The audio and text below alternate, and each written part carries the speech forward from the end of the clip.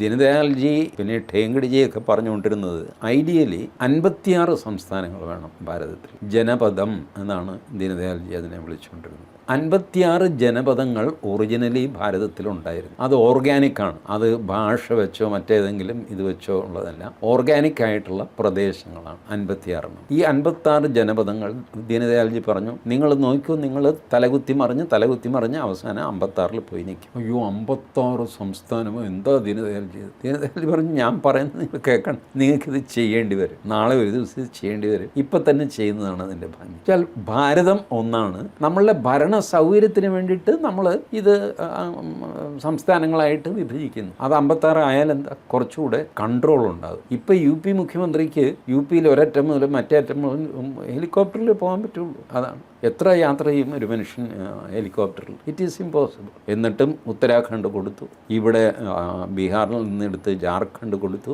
അങ്ങനെയൊക്കെ കൊടുത്തെങ്കിലും ഭീമാകാരമായ വലിപ്പമാണ് ഈ സംസ്ഥാനങ്ങൾക്കൊക്കെ. ഇപ്പോൾ വലിപ്പമുള്ള സംസ്ഥാനങ്ങൾക്ക് കൂടുതൽ MP എന്ന് പറഞ്ഞിട്ട് ചെറിയ സംസ്ഥാനം ബഹളം വയ്ക്കുന്നു. അവന് കണ്ടില്ല, അവന് 45 MP എന്ന് പറഞ്ഞാൽ അത്ര വലുത്. രാജസ്ഥാനിലെ ഒരു ലോക്സഭാ മണ്ഡലം കേരളത്തേക്കാൾ വലുതാണ്. ബാർമർ മൊത്തം കേരളത്തേക്കാൾ വലിപ്പമുണ്ട്. മരുഭൂമിയാണ്. അങ്ങനെ ഇരിക്കുമ്പോൾ എവിടെയോ ഒരു ഇതിൽ ആൾതാമസമുണ്ട്. ഇതാണ് ഇതിൻ്റെ സിറ്റുവേഷൻ.